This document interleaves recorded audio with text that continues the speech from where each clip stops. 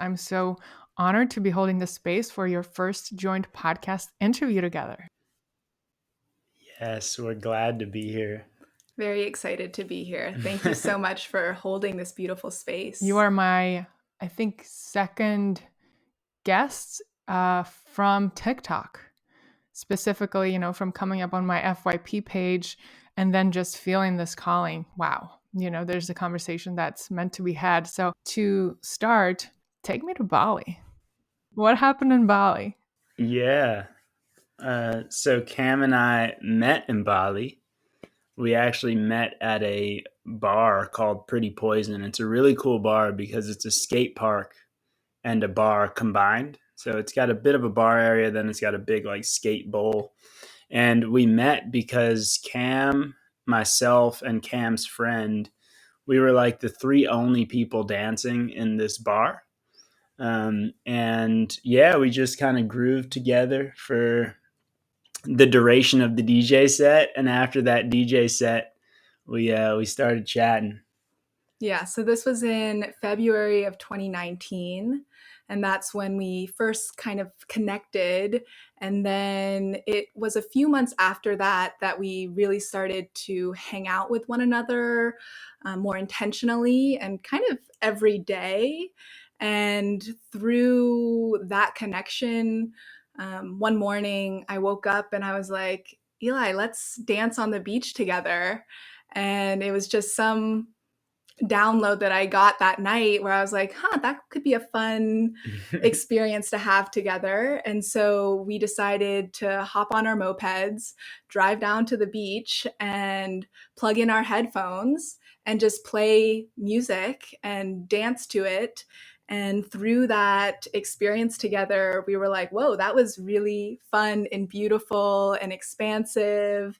And let's invite our friends to do it with us next time. And so we started to create this beautiful group of movers, dancers who would join us at the beach at sunset. And we would intentionally curate a high vibrational playlist together and just dance in this beautiful container. And after that, we would have dinners together. And so it was such a beautiful way to ignite Groove with Gaia. Mm-hmm. So Groove with Gaia started off as that community in Bali, dancing and communing and eating. And yeah, so Cam and I met dancing and we very literally have never stopped. Yep. That's what Bali does. One of my biggest relationships in life also was sparked there. It's my relationship with cacao. I sat in a cacao circle with hundreds of people, and then I felt in an altered state of consciousness, and I felt so connected to everyone, and I felt liberated in my body and voice. And since then, I've been drinking cacao ever since, pretty much every day. And whoever's around me gets a cup too, all the time. Absolutely love that. Yeah, Bali was also my first cacao ceremony. And it's not something you really think about. It's not something I thought about personally prior to that ceremony. Just the cacao as a plant medicine. But it is so powerful and beautiful to have that experience. 100%. I can talk about cacao all day long, but I want to get back to Groove with Gaia. So when you started Groove with Gaia on a beach in Bali and came together in that way, what were you both coming from in terms of healing modalities and movement as a path to healing? Tell me whatever points of your individual journeys you think opened you up to this destiny-filled meeting that has led you both to be co-creating such a beautiful global movement now using social media. My journey with movement, I guess, began when I was young. I remember being in middle school and we had majors in our middle school, and my major was dance. So that's when I got tuned into things like modern dance and jazz and ballet. And I kept up with having dance integrated into my life and my learnings. But it wasn't really until college when I took my first improvisational dance class.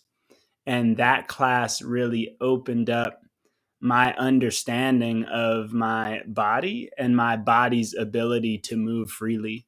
And in hindsight, like those experiences allowed me to live more in my body, and recognizing that before that, there was nothing that there's nothing that taught me or showed me how to just move freely, because dance is typically so confined to certain spaces. So I think that one improv class, I ended up taking more improv classes in school, but I think those were pretty pivotal in just developing that understanding of free form movement as a mode of expression. And then I guess I've had my own journey with various yoga practices and such. My mom was a yoga instructor when I was younger, so I kind of got hip to it early on, but didn't really cultivate my own practice till more in my adult life. But I guess those experiences combined kind of led me to be in a space where I was open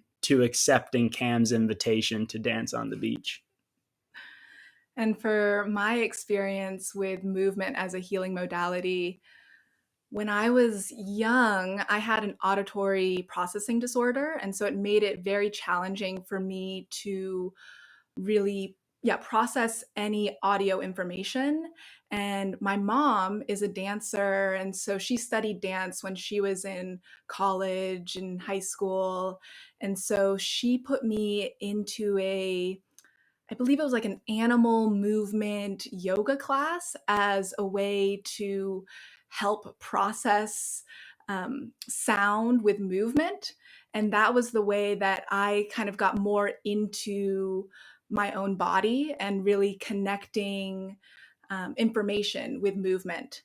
And then through that practice, I did ballet a little bit when I was younger, did some modern dance as well, stopped dancing for a period of time, and then re-engaged with dancing in college through a few classes that were more free form, experiential, experimental sort of dance classes that really got me into a very creative, flowing space of choreography and tuning it to the sound journey. And then I guess it was 2018, I left on this beautiful backpacking trip throughout Asia. And during that time is when I was exposed to ecstatic dance and actually experiencing what that conscious dance form really feels like in the body, and how beautiful it is in connecting and creating a community. And so, through that practice, I was able to feel super comfortable dancing by myself on the beach, and then wanting to invite others into that space as well. First of all, shout out to both your moms. Yes. They're amazing. The things that they invited you both to do is just so, I mean, in one way it's ahead of its time, but in another way it's what humans have been doing in different forms for thousands of years. We just forgot it. And in the context of ecstatic dance, there's 5 rhythms, there's ecstatic dance, there's various existing modalities named certain ways that some of us are familiar with. How is Groove with Gaia structure? Is there structure to it? Is there like a formula to it? If someone is like, I want to experience this freedom they're talking about, how does someone practice it in their own living room or backyard? Yeah, I think one of the unique things about Groove with Gaia and the experiences that we tend to cultivate is we add different elements of connecting with the space into it. And so, for example, we created a guided meditation that anybody can pick up and plug in headphones and go into any outdoor space and flow. And really I think the flow that we ironed out for that speaks to the flow that we tend to hold in an experience. And we take some inspiration from Kundalini, different Kundalini breath work and techniques to really get grounded into our bodies and ground into the vibration of the earth. And then kind of allowing putting yourself in that space, in that grounded space, to let the sound move through you. So I think there's those elements of really connecting to body and connecting to space and place that are, I guess, a differentiating factor of what we're doing with Groove with Gaia, because there is so much, I think it's easy to take for granted that the trees that you walk past on a daily basis are beings, like, and we're surrounded by all of these other life forms that are equally as living as us. And so really tuning into that and tuning into what it really means to groove with Gaia, right? And tune into that earth vibration. I think that's something that we try to incorporate into the experiences that we put out.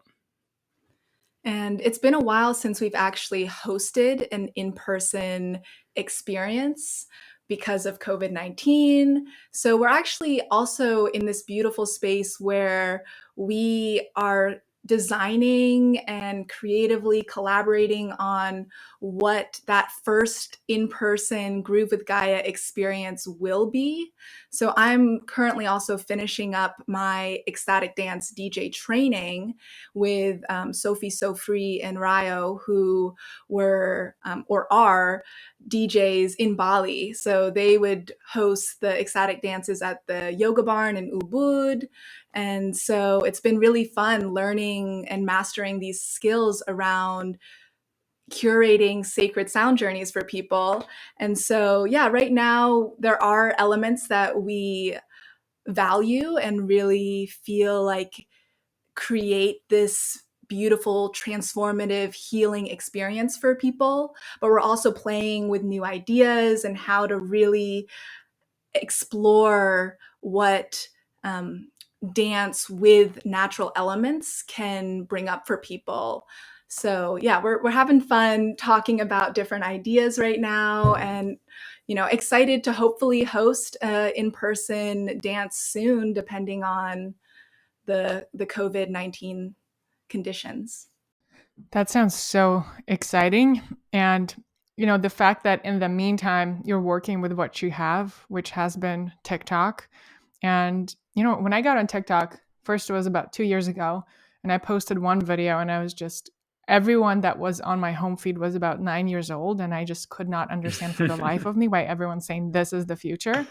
And then about 9 months later, in the middle of COVID, I got into it again, and I just challenged myself creatively to start sharing things that I love, that I find beautiful, that I find moving. And a few things just blew up, and I ended up finding so many beautiful people spreading messages of healing and gardening and movement and, fellow cacao lovers, just so many like-minded souls. And then you guys came up. And in that moment, for me, the definition of TikTok being a dance app got totally shifted.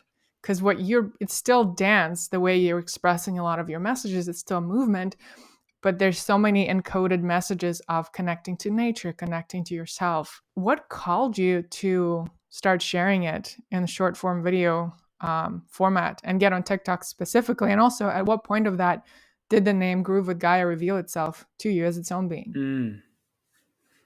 Yeah, so Groove with Gaia actually came through pretty early on while we were still in Bali. And so that came through for Eli, actually. So I'll let him explain how that came to life. Yeah, it was really just, there's not much to it. It was really just a download. It was just a download that came, a Groove with Gaia. And we had a WhatsApp group for our Bali community. And from, I ran it past Cam. It felt resonant. And then we changed the name of the WhatsApp group. So that was the name. Mm-hmm. And then in terms of starting to share online, we were on the Big Island of Hawaii when COVID really started to get a little bit scary, I guess, for a lot of people in the US. And my mom was definitely worried because I grew up in Hong Kong. So I had been through the SARS epidemic there and fully understood the seriousness of that situation. And so my mom, urged us to come to Oregon to live on our 7.5-acre farm. And so we were like, okay, I guess we're leaving Hawaii and we're going to stay with my family for a few months, which ended up being around 6 months. Mm-hmm. And during that time there, we were like, okay, how can we start to share Groove with Gaia in this space, in this time? And that led us to TikTok. And we both had never really been on TikTok. We didn't know much about it. But for some reason, for me, I felt a lot more connected to the format of TikTok. Like, I really have always loved short form videos. Like, even when I was traveling in Asia, like, my favorite thing to do was create short form videos. And I would just share it on Instagram because that was just the best platform to do it at the time. But TikTok, I was like, okay, this is maybe the perfect social media platform for us to really share the things that we love. And we'll just see if people connect with it, see if people vibe with it and want to join us on our journey and start to implement different practices that we incorporate into our life as ways to heal, ground, love. And so that was the beginning of our TikTok journey. Yeah, Cam did like a competitive analysis of the different platforms, because we were like, well, let's create content. Okay, which platform do we want to create content on? And Cam did an analysis and eventually, was like, I think TikTok's the move. And neither of us have ever used TikTok before that. Mm-hmm. And looking back a year and a half later, it was definitely the move. So what has making that move revealed to you? Wow, a lot. I think in terms of our relationship together, our partnership, creating content together is such a unique activity to do as collectively. And I think that it's revealed deeper depths of our collaborative nature together, just the ability to create together, right? And really create and put out to the public together. I also think for me, it revealed just how powerful of a tool TikTok is, because in making that move and starting to understand how messages can spread and understand how content can be a magnet, right, for the right people.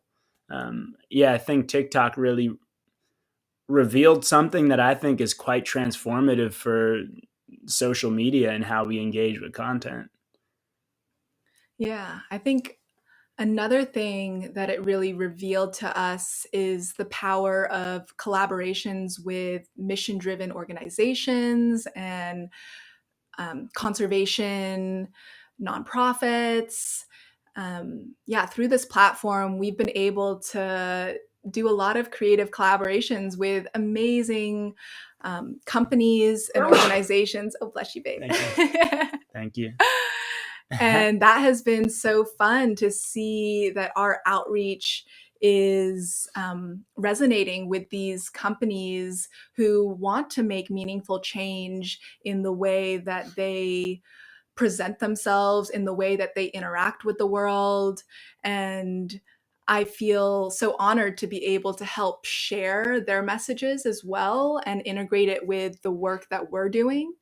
So that's been really fun to experience. And we're growing these beautiful relationships right now with a lot of amazing organizations. And it's been so much fun to see the potential of this platform and also just being able to feel connected to the community that we have built.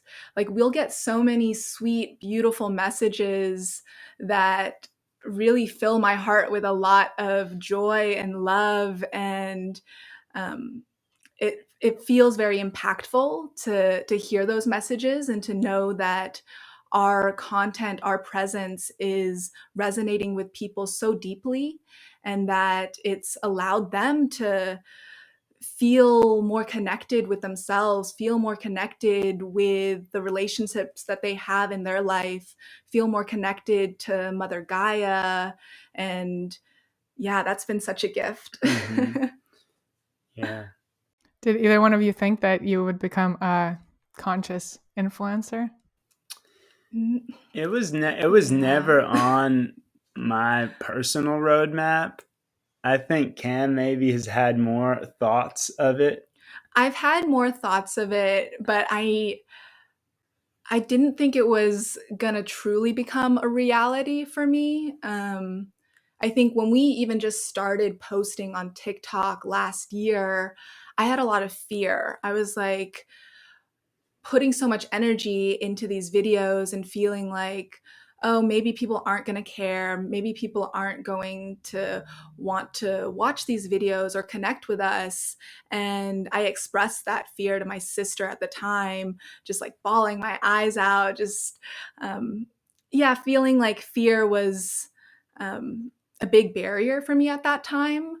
And I'm so grateful that I was able to like move past that fear and alchemize that fear into excitement and creative joy. But it took some work to like get to that place. And so, yeah, now that we're here and we do have a beautiful community of people online that are engaged with what we're putting out, um, it does feel really amazing to be able to continue to add value to their lives, or we try to do that as best as we can, but also trying our best to be as authentic and transparent with our messaging. And yeah, we're enjoying it. But yeah, it's definitely been unexpected to a certain degree. I would love to talk a little bit more about the fear that you mentioned, because when I talk to anyone, each one of us has a message to share. I think that some of us are meant to be in the public eye and create content, and some are not. Some of us battle whether we should or not, but there's all kinds of different kind of, ways that this shows up for everyone. And from what I've observed, it's not the not knowing what to say, but the fear of being seen that stops people the most, because we don't really know how to frame our message until we start showing up and being seen and allowing our message to become bigger than our egos and just live out there with people, with beings, with nature. So I'm curious, you've pointed to some of the things you had to do to alchemize that fear into moving forward. Is there anything in particular you remember that helped you, Cam? So during that time, we were also getting really into Kundalini yoga. And so I think through those breathwork practices and kirtans, I was really getting into a deeper space of loving myself fully and really showing up for myself fully. And I think because I was doing those daily rituals, it really helped push me into a space of optimism and hope and growth, and really allowed me to face those shadows, those scary, fearful thoughts, like head on, and be like, okay, yes, these thoughts are coming through right now. And especially, when you have a dedicated meditation practice, you become so aware of those thoughts because you are present, right? You are allowing yourself to be attuned to everything that's coming through your body, through your mind.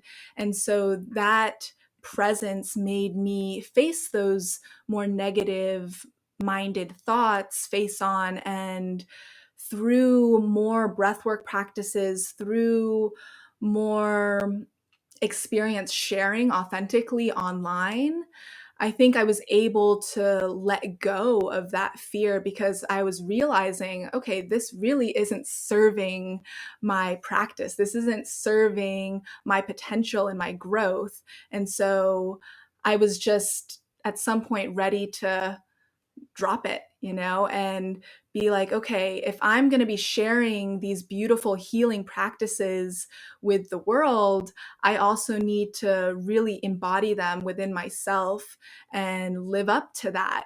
And so at some point, that fear really diminished. And of course, there's still going to be anxious thoughts and fearful thoughts. It's very difficult, I think, for my being to be completely I guess yeah. Human. I'm a human, and so those thoughts, and especially in this world where there is a lot of fear mongering and a lot of fear inducing content out there, it's very easy to kind of slip into those patternings. And because of the mindful practices that we incorporate into our lives, I do think it really helps me ground down and allow those thoughts to fade away into the distance. And Eli really inspires me a lot with his dedication to his practice. So that really also helps me feel motivated and excited to continue doing the work. And I think it's just the way that we show up in this relationship that really allows us to continue to support and build and grow. And there's days that are really hard, and that, the fear, the anxiety will take over. Right now, I'm dealing a little bit with a bit more, I guess, fear and anxiety because of the work that I'm doing in grad school and finishing up my thesis research and having hard deadlines and expectations from thesis committee, and also even just being on a podcast and speaking to you. You do hold this beautiful container, but I have a lot of anxiety around public speaking, I guess. And so even being present here, I can feel a little anxious feeling in my body. And I know that with time, with practice, I will feel more confident and be able to dance through this life and not have those feelings be so present. And they definitely are at a place now where it's not like anything like last year, where I think also there was just universal energy that was really difficult at the time. And I think that weighed on my heart a lot. And that was just very heavy to be in a lockdown state, and have to deal with a lot of fear coming from so many different angles at the time. And so I was experiencing a bit of anxiety attacks, and that just hasn't been the case for a long time now. I guess like over a year I haven't experienced any anxiety attacks, which is such a beautiful blessing.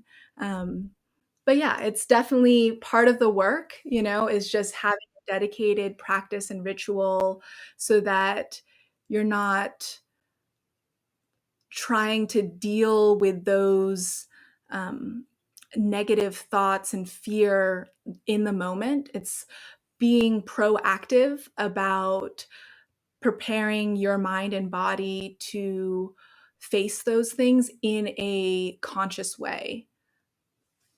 And it's been so incredible for me to witness, to be witness to this journey that Cam's been on. And when you asked about biggest reveals of making content on TikTok, that was definitely one that came to mind. And just, yeah, so incredible to see the journey. I remember when we first started TikTok, Cam did not want to make talking videos, but, and just It's nerve-wracking. right. And just witnessing that journey, and it's just so incredible just to be a partner on it and a supporter on it.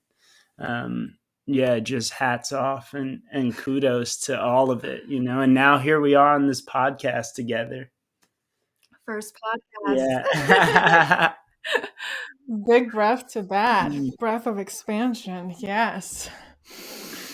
So beautiful to hear that. And also, Cam, you sharing this, I think, is such an important piece that often doesn't get highlighted on social media. What we see is the results of the content, but not everything that went into it. So you sharing the journey of being able to show up the way you do is so inspiring to myself, and I know to everyone listening. Empowering. And so empowering. Yeah. And I know how nerve-wracking it can get making content, especially when I try to make it with my husband. We're kind of like one shot and done, and if it didn't work out, it's over, because we're both so impatient. We just want to keep moving with our lives. I'm curious, for both of you, what's the content creation process? How do you come up with the ideas? How do you not lose your patience with each other? How do you kind of come up with a cadence to come up with ideas, to shoot, to edit, while managing brand partnerships, while managing grad school and all the other pieces of your lives? Totally. We've got a good system. I think we in the beginning we were really free flowing, we were really free forming the content and experimenting a lot. And I think over time, as we have established ourselves more in this work and more in the project, more in the mission and more in the vision, we've established systems around our content creation. So for example, we organize all of our stuff on a board using Trello. Love Trello. Yeah. Um, and I do a lot of product work with tech companies, so I know all about like these project management tools and stuff. So I think we applied a little bit of that to how we're doing Groove with Gaia and the content. So we have, we have a place where we can put all of our content ideas. So things that we're feeling called to, we can put it in there, write descriptions of it, any other details that are coming up. And then we just have a process of prioritizing which ones we want to film. And yeah, it moves through that board in terms of being filmed, being in editing, being ready to publish, being published. And then we also have designated times in which we make content. So right now, those times are on Wednesdays and Fridays. We both have time scheduled in our calendars to dedicate to creating content. And Cam is an incredible creative visionary. She's like our creative director. And I manage a lot of those brand partnerships and collaborations and relationships. And Cam does a lot of the video production and editing and all that stuff. So we have good systems. Yeah, I don't know if there's anything you want to. I think you nailed it, babe. Okay, I yeah. think you touched on pretty much everything that I would have. That's the secret sauce. Yeah. We should have good systems. And I think systems, but also allowing our creativity to flow in those systems, creating systems to structure our creativity. I think it's a good balance. What if you wake up and you're just not in the mood to be on camera? And it's a Wednesday or a Friday. Do you push yourself, or do you do a certain breath work? How do you get into the camera mood? So there are times when maybe I'm on my moon cycle, so I'm a bit more irritable and low energy, or, Eli's been on calls all day and he does not want to talk to the camera, or be filmed. So that definitely happens. And I think typically we decide, okay, we're not filming. Like we're not in the right headspace to share right now. And that's totally okay. And we can reschedule when we're in a place and feel called to communicate with our online community.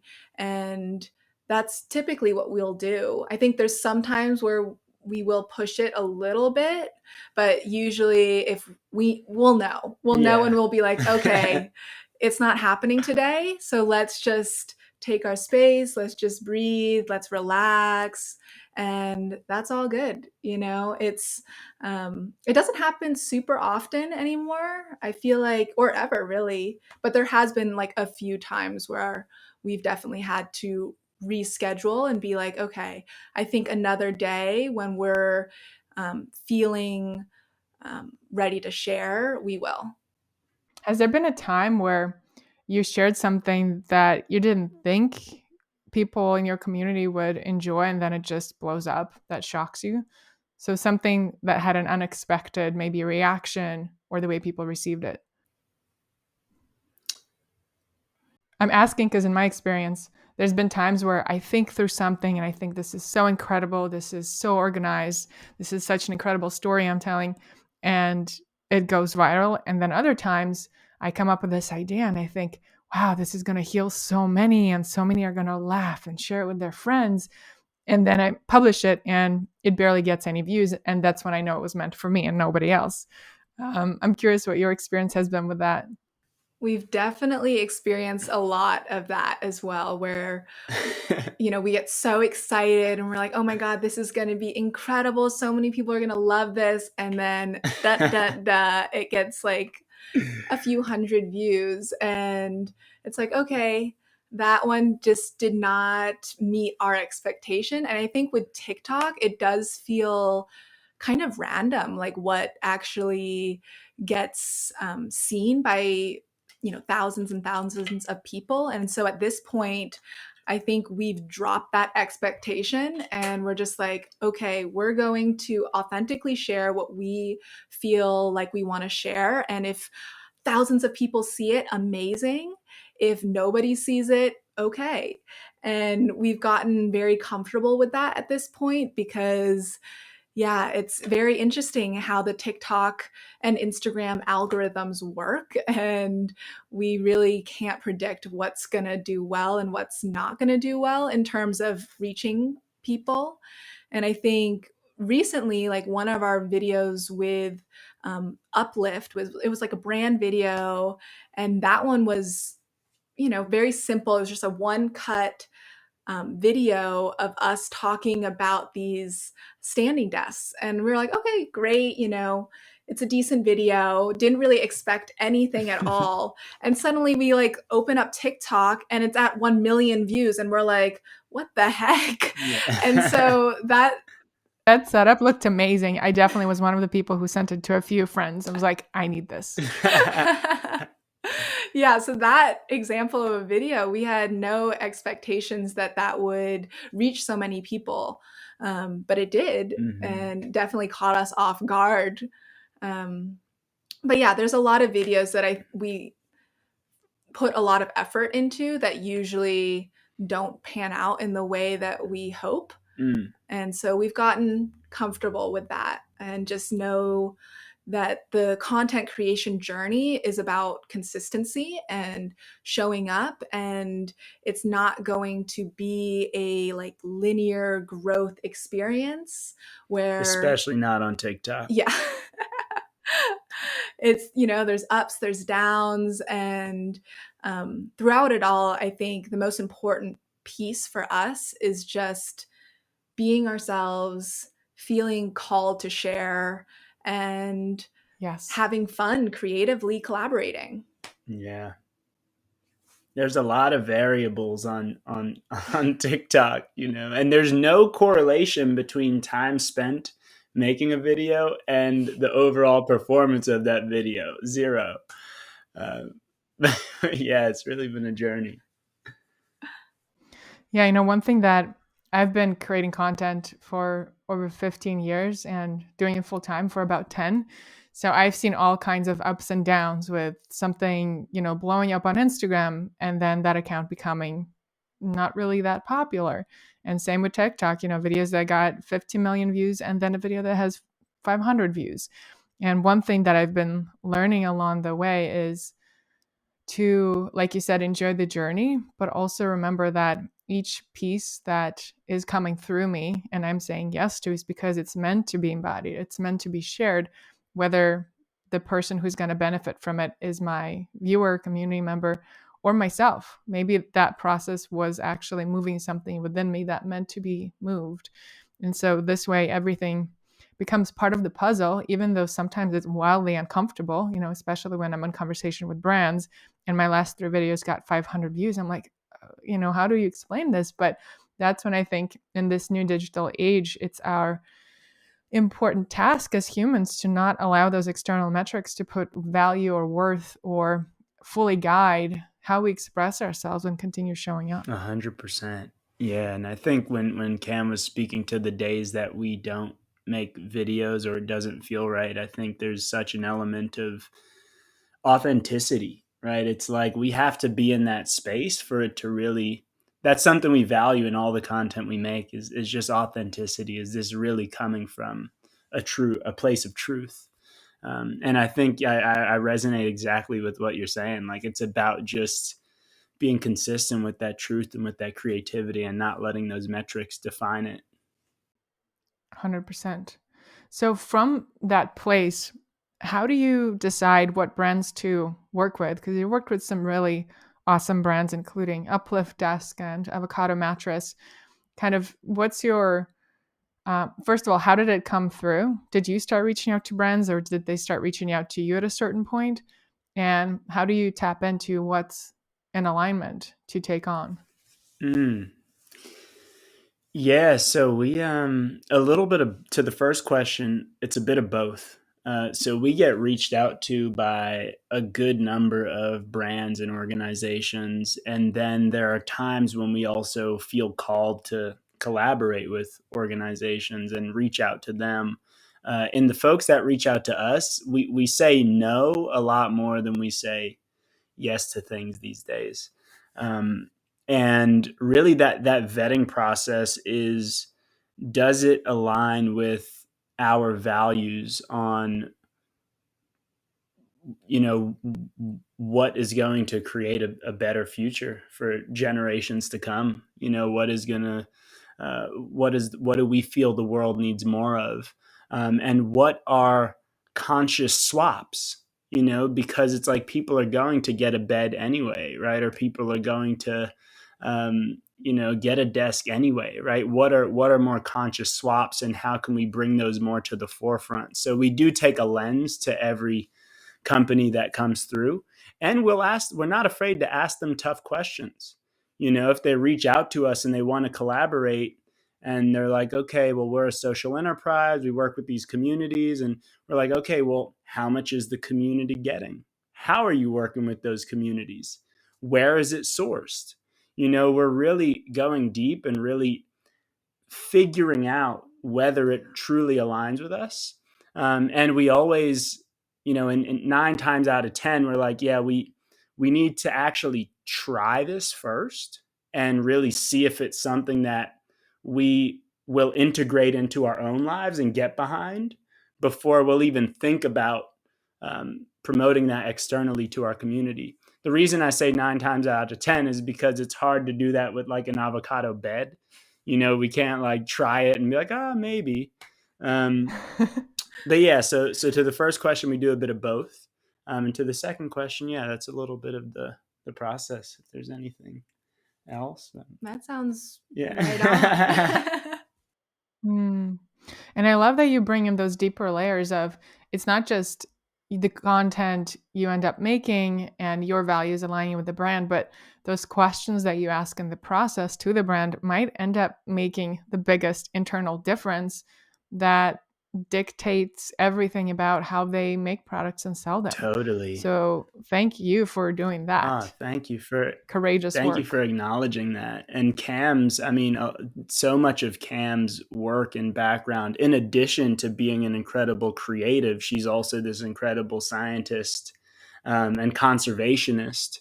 And then I have a large background in social innovation and product design and all of that stuff. So together, I think we know the questions that we want to ask to really get down to what it's about. And we have seen that being reflected back to us by brands about some of the ways that we talk about the product, some of the ways that we frame it and position it, and the angles that we talk about it from. They are now starting to acknowledge the difference of that, the approach that we take to it. That's why I love social media. There's so many conversations that become possible that otherwise wouldn't have been, just like the world is starting to realize that fair trade or organic doesn't necessarily mean that it's actually making a positive and long-term difference in the world.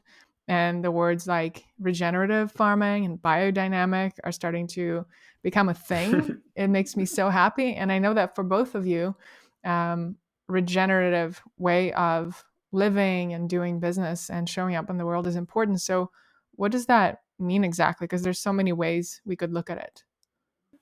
To me, there's been there's been a lot of talk around sustainability, right? And that has become like the de facto term around how we approach our future, right? We want it to be, we want to embody this concept of sustainability. But to me, sustainability is, at a level where we can maintain, right? It's at a level where we can maintain. Whereas I think we need to take a more critical lens to what it is that we want to maintain and what it is that we need to change, because I would argue that, and we would argue that there are some practices that we don't necessarily want to maintain and make sustainable, right? They actually need to change, and we need to regenerate how we're operating, how we're thinking, how we're organizing. And yeah, I think that's a part of it. That's definitely a part of it.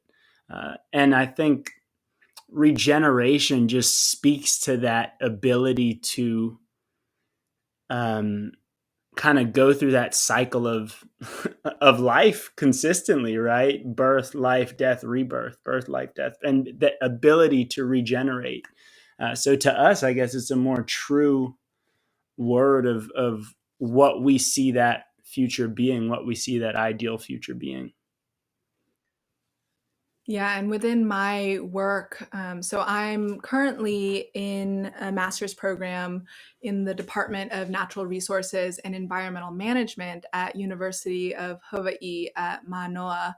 And it's interesting because there are the word, conservation and maintaining natural assets, comes up a lot. And also even the department name, environmental management, we're really not managing the environment. Nature is able to manage itself. We're managing the people. And so there's always like within our department, there's issues around our department name because it doesn't really encompass the work that we're doing and trying to do. And my mentor, my advisor, she's Native Hawaiian, and a lot of her work and research revolves around community-based yeah, I don't want to say conservation. I would say regeneration is more the type of work that she's diving into and really understanding indigenous methodologies to create ceremonies around, honoring the Aina, the land. And so through my work as a, natural resource manager, I've gotten very accustomed to certain terminology around, conservation and protection. And I do think that regeneration really embodies the true nature of what we as a society need to move towards, because maintaining these ways of living is not really sustainable for the future that I hope we want to embody. And so right now, even with my thesis work, I'm trying to really understand how best to frame this conservation partnership program that I'm collaborating with, because a lot of the terminology is still about, conserving and maintaining. And I do think that the community that I'm working with is in Morotai, Indonesia. And so the ways that they, live and the ways that they interact with their natural ecosystems is definitely different compared to the Western or United States ways of interacting with our natural assets. And so, yeah, it's been an interesting process of like diving a bit more deeply into terminology and how that really impacts the work of conservation, and I'm using air quotes. And we've also really enjoyed working with the Alliance for Climate Emergency through our creative work and seeing a more creative approach to informing and educating people around the impacts of climate change. And so that's been inspiring to be able to use our platform as a vessel for that sort of important regenerative ways of thinking about how we connect to Mother Nature. Yeah, and connecting to Mother Nature, I think, really is the heart of what you both have so beautifully spoken to. Coming at someone from a place of fear or judgment and saying, "Hey, stop using plastic straws now."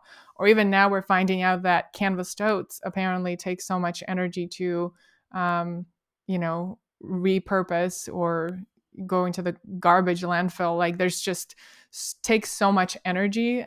Well, in the meantime, we thought that buying canvas totes is the best thing. Apparently, paper bags for shopping produce less waste long term.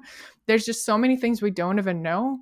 And I think at the center of it is not coming from a place of don't do this, you'll do something bad, this is terrible, but remembering that we are part of nature, that we are part of Gaia, and finding those moments within our days where we practice that remembering.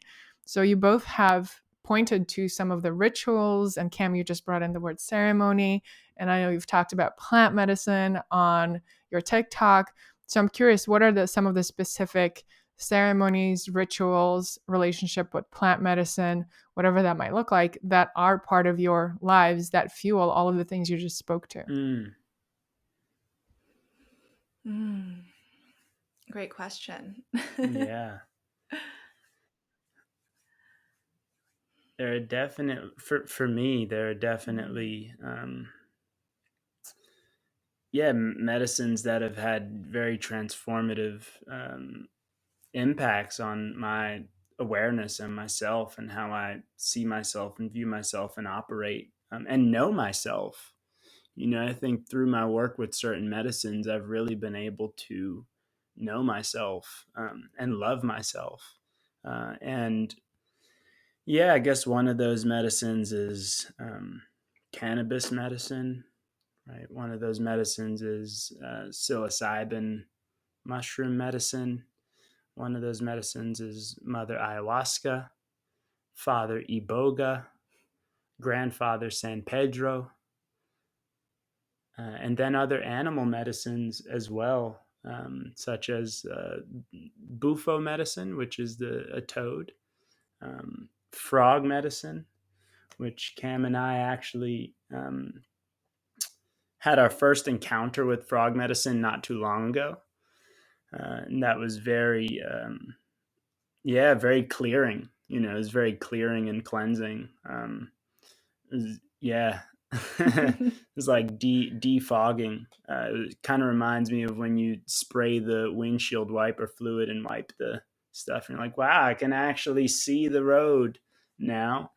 And then I also want to speak to our endogenous medicine, like the medicines that exist within our own internal systems, and prana and breath, and all of these that I'm naming have had the integration of them have had such a profound impact on my life. And I guess Cam can also speak to her experience.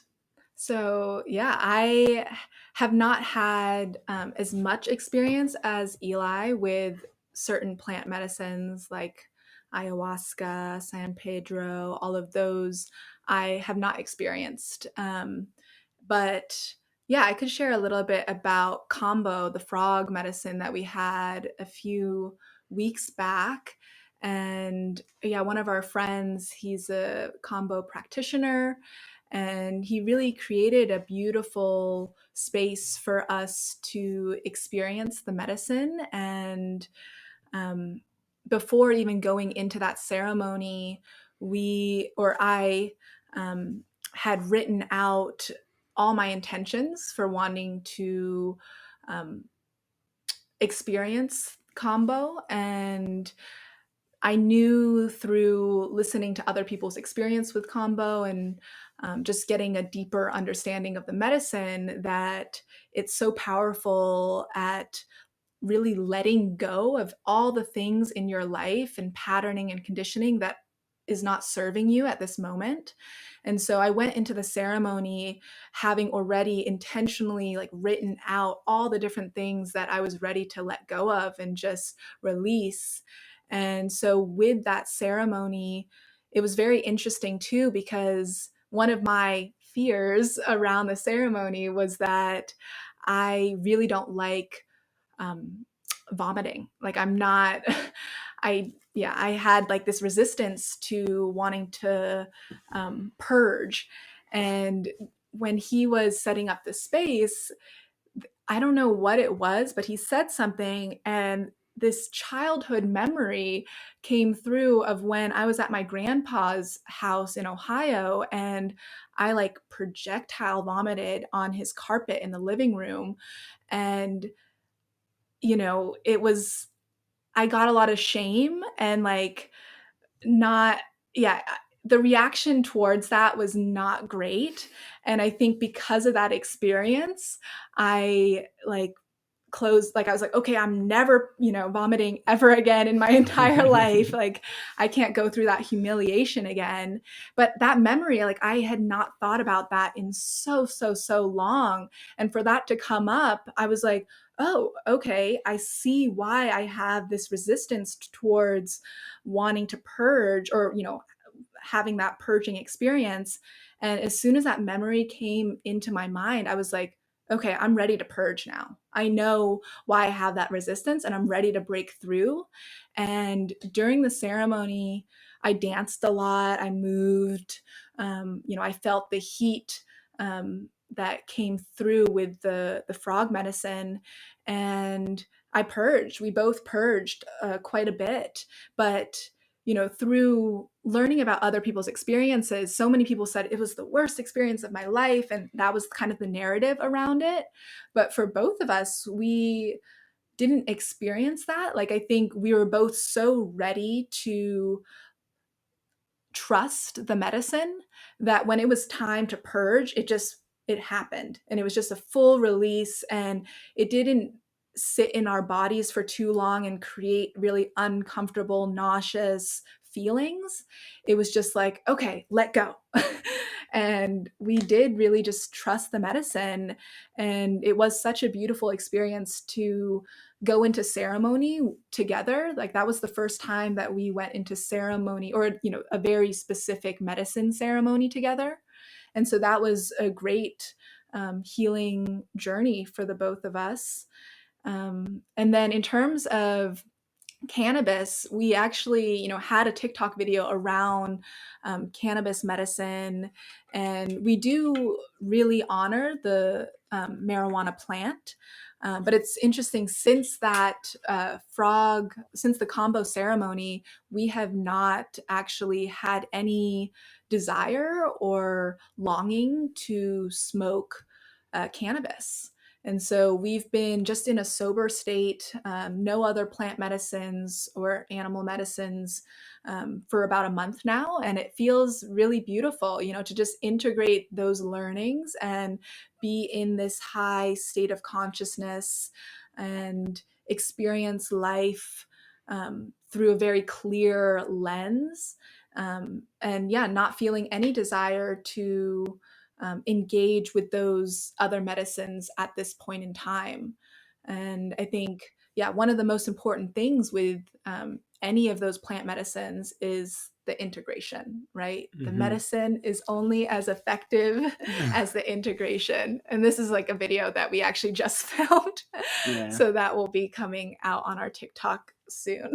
Yeah, it's from a poem that I wrote that was about medicine. And it was saying that the medicine is only as effective as the integration, right? And that integration being in this state of being with one's self, that integration period.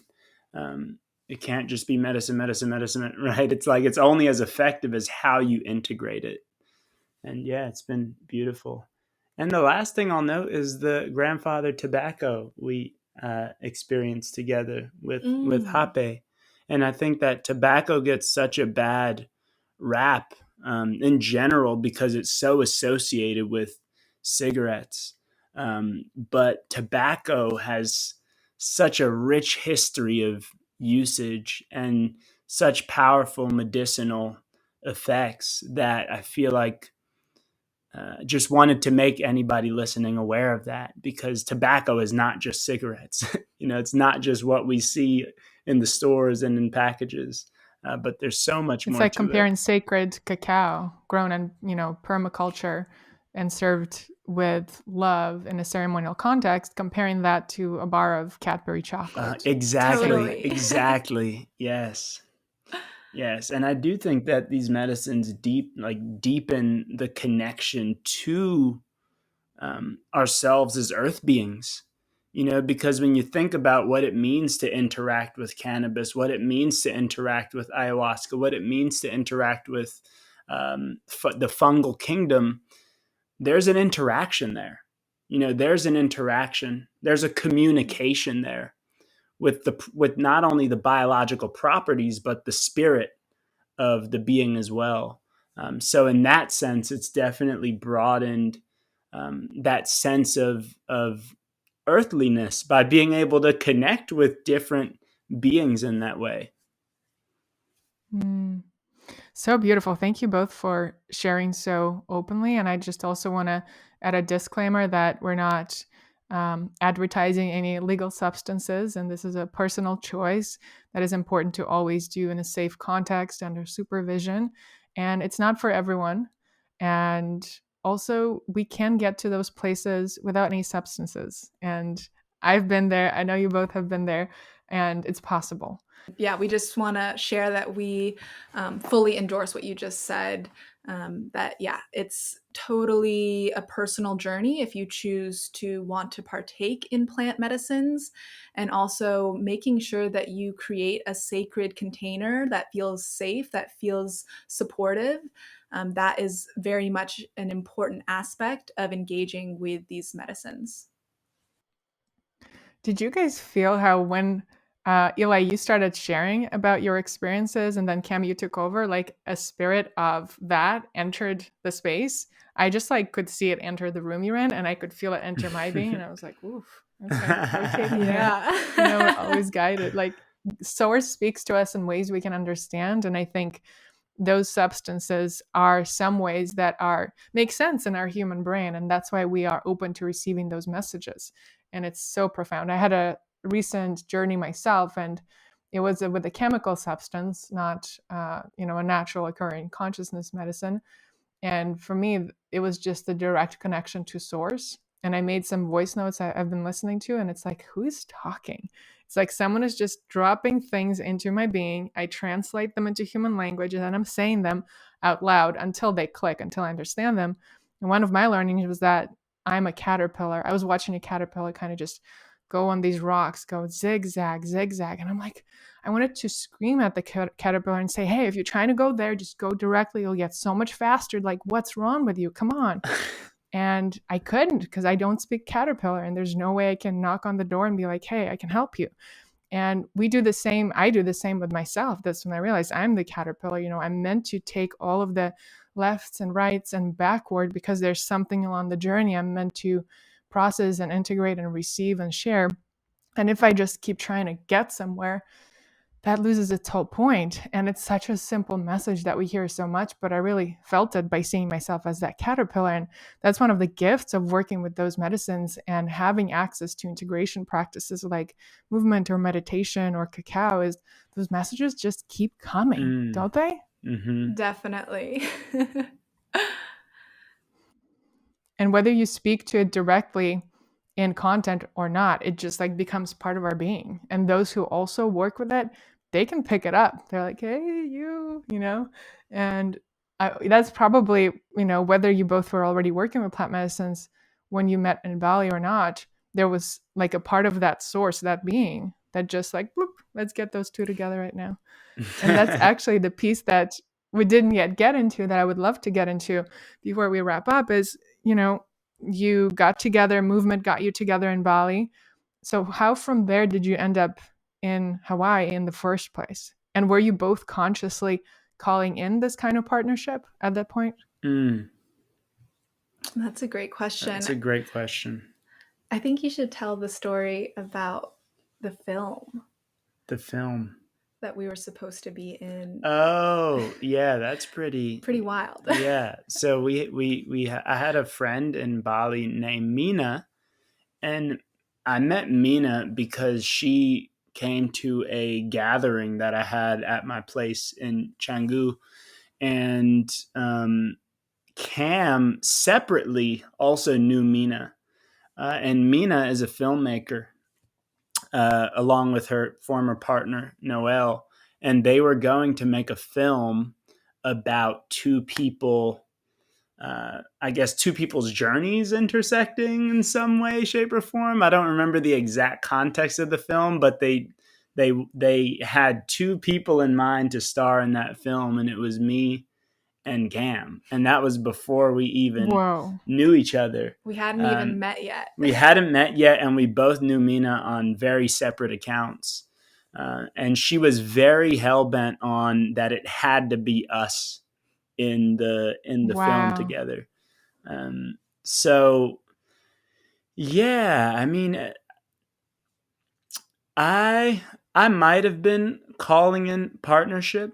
I think I was maybe a bit more subtly, but I think I was ready for partnership. I felt like I found myself at a point in my life where I was ready for partnership, and I didn't feel like I was for quite some time before that. I think there was a lot of healing and work and recognition and acknowledgement that I had to do within myself, in order to really be in a position where I can accept and receive that partnership. And I feel like I was in that place, and perhaps because of that, maybe calling it in a bit.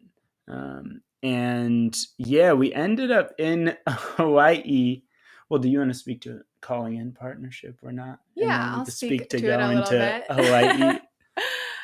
Yeah, so for me, I wasn't intentional about calling in partnership at the time, but there was this wild, potent love magnetism that was building within myself that friends were noticing, and it definitely was very apparent that some force was coming through, and there was gonna be a powerful attraction that was gonna occur. I just, it wasn't really on my mind at the time. It was just kind of happening, and I was like, all right, I'm flowing with this, I guess. I was dancing a lot at the time as well, so I was just letting source move through me, move with me. And I think because of that, it totally made sense that we met that night at Pretty Poison dancing. I think it was just meant to be in that sense, where the universe just kind of knew that our energies, we were going to meet, you know, either through this film or some other way, but it was going to happen.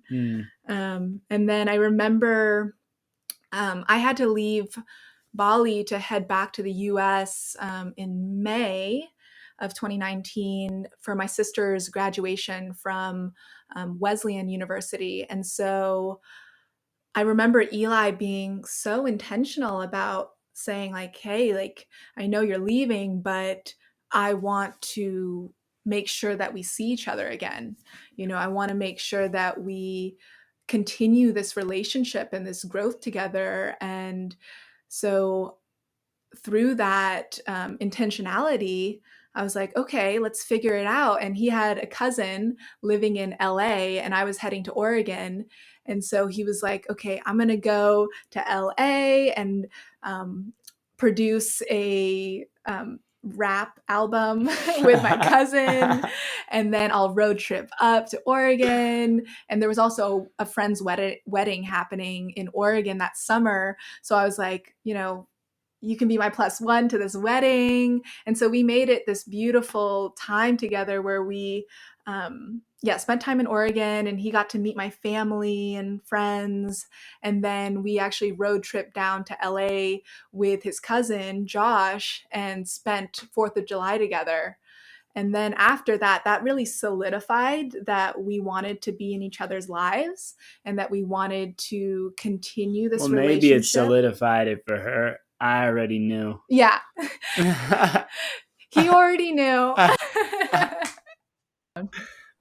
I think it really, in my experience too, it takes that one person in a relationship to be like, you're the one, I'm holding it. I'm going to give you all the space to arrive where I'm at, but I made my choice. Let's do this. Cheers for doing that. Really, it takes courage. It does. Such true, like, amazing courage from Eli to have that intentionality and not be scared to share that.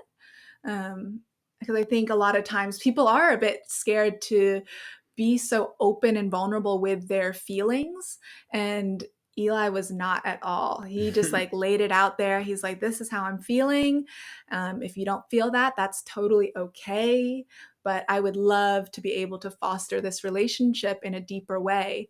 And so even though we were living in different places at the time, we were making it work through visiting. Like, he would come to Hawaii, spend some time there. I traveled to Australia when he was working there, and we had like this beautiful mini life together in Australia. And then, yeah, we were on the big island of Hawaii when COVID hit. And that's when we were like, okay, we're really going to spend a lot of time together now with my family on a farm. Yeah. So at a place where energy is so intense. Yes. For some. I know for me it was like that. Totally. And so to bring it all full circle, like that time on the farm, that was kind of the first time that we were together indefinitely. And that's when we actually started making this content. That's when we started growing this community. Because before that, you know, Cam got the fellowship in Hawaii. I was still had my life in Bali, and we were kind of just like making it work. And then I just got a one-way ticket at one point. I had zero plan but to go be with Cam on the Big Island. I had no plan after that. And lo and behold, events occurred and we ended up on that farm in Oregon. Yeah. And yeah. Mm-hmm. Do you guys happen to know Evan Rock and Megan Moon? Evan Rock and Megan Moon. I don't think so. I don't think so. They have a farm they used to call the Aina on the Big Island. I stayed at once. I thought maybe you've crossed paths, but because of COVID, who knows? Yeah. Yeah, we were on Big Island for only about like 2 weeks before COVID really started to take form in a way that, started, social distancing became a thing. And we were like, okay, we probably should make moves and figure out what we're going to do given the circumstances. Yeah, which divine, like I had no plan. I just kind of was trusting going to the big island. I had no return flight, nothing. I had zero plan. My only plan was go to Big Island, spend this time with Cam for her spring break, and then we've been together since then. Yeah. Wow. Yeah. Talk about being like divinely placed. Yeah, Boom, totally, boom, boom. totally. Exactly. Yeah, and when I met Cam initially, I knew, like I knew when I met Cam, um, and I feel like I don't know what it is, but I've been quite diligent about being able to recognize soul connections with people, and with Cam in particular, like I knew from the get go. And I was like, "Hey, we should, let's meet up. Let's get a coconut. Let's like go get a coconut on the beach. And if you don't want to, that's all good as well. But Yeah, here's he what was it so is." chill about it. I Yeah. loved it.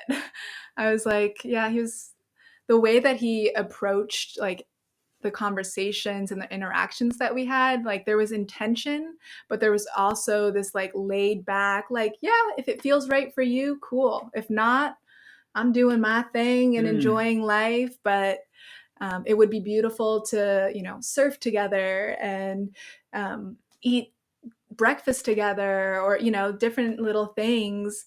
And through that energy that he held, I just felt more trusting of him. And I've just had personal experiences where men have not been able to like hold that container and have like cross boundaries. And with Eli it just felt so different and it felt so safe. And because of that, I was able to like slowly open myself up, but I did have a bit more barriers initially. mm. And I think there's a part of me that recognizes the common approaches that um, men take and the way that it can make other people feel. And so being intentional, but also being sure to create that space of safety and creating that space of no pressure, I think is very important to put forth. Yeah, definitely. Yeah. I so appreciate that manifestation of the masculine. My husband has done the same for me, where he's, even if I'm was going into places that totally didn't serve our relationship, he would always say, "Hey, I see you. It's totally okay where you are. And if you're ready to join me here, I'll be there when you're ready." But without like, "Hey, you can't be like this. This is terrible. This is not serving anyone." When I knew it wasn't serving anyone, it was eating me from the inside. But there's like that clutch on old ways of being that sometimes just feels like it's beyond me. Mm, So having a partner that can hold the space of that, just gently transforming instead of being pushed away, is everything. mm, Yeah, it's so beautiful when that divine connection occurs and you're like, oh wow, this is how a authentic relationship feels like. Especially when you have been kind of conditioned to more toxic relationships in your life, it also feels very scary to be like, is this real? Like, is this space going to be held for the long term, or is this like a facade? It's very difficult to fully open up when there has been past experiences that have been painful or hurtful in different ways and have broken trust. And so the way that Eli really stepped up and like held the space and also made it feel so relaxed was such a breath of fresh air for me. And you guys sharing this now is opening up that possibility for so many who didn't know it was possible. So thank you for modeling that mm, here on the podcast, but also in everything you share in your content. And you have so many beautiful rituals and invitations and fun dances on your TikTok. So I really encourage everyone listening to check out Groove with Gaia on TikTok. And before we wrap up, is there anything that I didn't ask you guys about that you feel called to share in this space?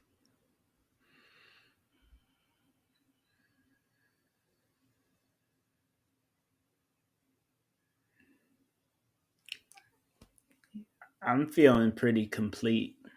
I'm feeling complete as well. Thank you so much for making this such a beautiful first podcast experience for me. Yay. Yeah. You guys are wonderful to hold this space with. Thank you. Thank you. Yeah, I'm just feeling gratitude, gratitude for this conversation and for this podcast. We did listen to your podcast a bit when we were driving up to the Jersey Shore, and very grateful to the work that you're doing of creating this platform for these conversations to be had. Like, that's incredibly important. Creating the platform for certain things to be heard, and really facilitating that. I feel like the spirit does everything. I just show up and I Yeah. smile and everything else just happens around me, But Totally. Thank you. I really appreciate that. And beyond your TikTok, is there any other places that you would like to invite everyone to connect with you? Yeah, you can connect with us on Instagram, Groove with Gaia. You can sign up to our mailing list at our website, grooveofgaia.com. So when we put on events again and actually start, facilitating experiences again, that's where you'll want to be, is on that mailing list. And what continent do you think it's going to be on? I guess these initial ones are going to be in the US. These initial ones. And right now we're based in Asheville, North Carolina, and there's a strong dancing community here. So we're hoping to have an event soon in the mountains. But yeah, we do see ourselves traveling to other parts of the world, maybe during the winter time here. So it's very likely that these experiences and healing dance journeys will occur in other parts of the world as well. And then if there are any, this is an invitation if anybody wants to have further conversation or collaboration or ideation, etc., you can drop us a message at grooveofgaia@gmail.com. Easy to remember. Boom. Yeah. Simple. Beautiful. Cam, Eli, thank you both so much. I am so grateful to be connecting with you. Grateful for TikTok. One of my missions is to redefine social media and remind us that we do get to curate what we see and what we create, who we connect with when we become conscious of it. And this was just one such example of it. So thank you both so much. Have a blessed rest of your weekend, and I'll see you on TikTok. Thank you. Thank Much you. love. Sending you lots of love from the mountains of Asheville.